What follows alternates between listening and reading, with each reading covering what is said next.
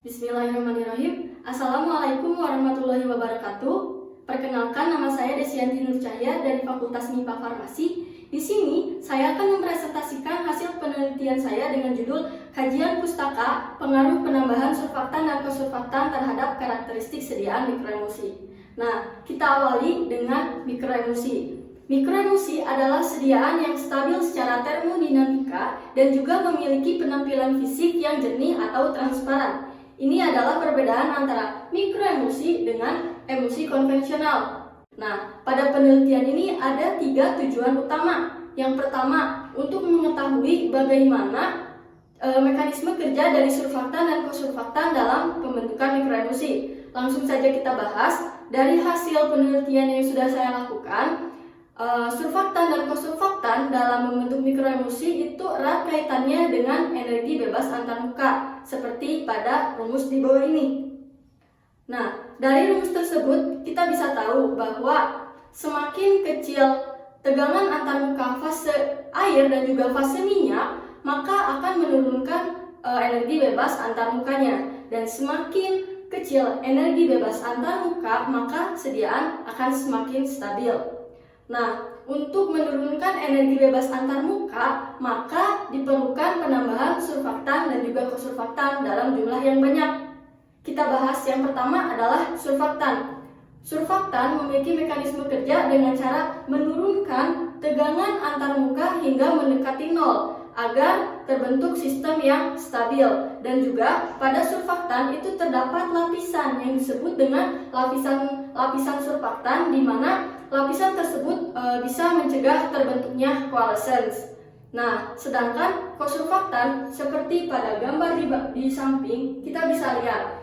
Gambar ini merupakan gambar dari mikroemulsi. Apabila kita analogikan tangan kita sebagai posisi surfaktan dan kosurfaktan, maka surfaktan adalah jari-jarinya, sedangkan kosurfaktan itu berada di antara celah-celah surfaktan. Kenapa bisa demikian? Karena kosurfaktan itu bekerja untuk menyempurnakan kerja dari surfaktan. Karena dalam pembuatan mikroemulsi, surfaktan apabila bekerja sendiri itu kurang efektif, sehingga ditambahkanlah kosurfaktan yang bekerja dengan cara meningkatkan fluiditas antarmuka.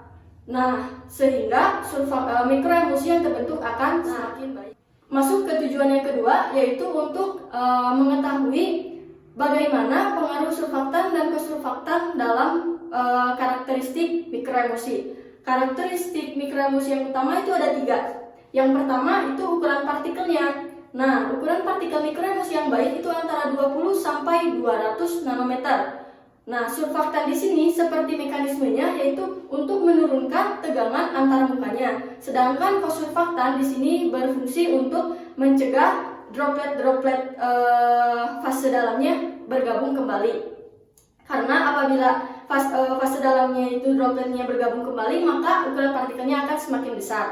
Nah, yang kedua adalah indeks polidispersitas. Nilai indeks polidispersitas yang baik itu kurang dari 0,5. Nah, kurang dari 0,5 artinya sediaan kita itu monodispersi atau seragam. Nah, surfaktan dan kosurfaktan di sini itu mencegah terjadinya creaming atau cracking, di mana kita tahu kalau terjadi creaming sama cracking artinya sediaan itu tidak akan stabil lagi, dan apabila sediaannya tidak stabil atau ada lapisan yang memisah, maka akan menyebabkan nilai indeks polidispersitasnya lebih besar dari 0,5. Nah, yang ketiga itu ada zeta potensial. Surfaktan dan kosurfaktan itu berfungsi untuk menstabilkan sediaan secara termodinamika. Apabila semakin stabil secara termodinamika, maka nilai zeta potensialnya juga akan semakin besar. Dan perlu diketahui bahwa nilai zeta potensial yang besar itu menandakan bahwa sediaan kita adalah sediaan yang bagus. Yang kemudian masuk ke tujuan yang ketiga, yaitu untuk mengetahui bagaimana formula dan cara pembuatan mikroemulsi yang baik. Nah, formula mikroemulsi itu pada dasarnya terdiri dari 4, yaitu fase air, yaitu aqueous, fase minyak, surfaktan, dan juga kosurfaktan. Namun di beberapa jurnal ada yang menyebutkan kosolven atau pelarut. Tapi kosolven ini sering disebut juga sebagai kosurfaktan karena memiliki kerja yang sama dengan kosurfaktan.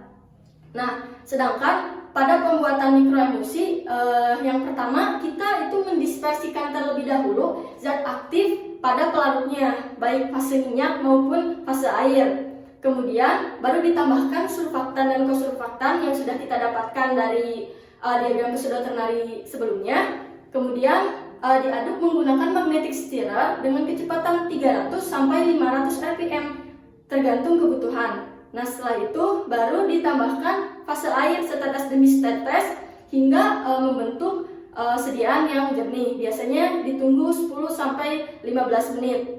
Dan juga jangan lupa untuk menggunakan suhu antara 30 sampai 40 derajat Celcius, di mana suhu di sini itu berfungsi untuk mempercepat terbentuknya mikroemulsi. Sekian presentasi dari saya. Mohon maaf apabila masih banyak kesalahan. Wabillahi taufiq wal hidayah. Wassalamualaikum warahmatullahi wabarakatuh.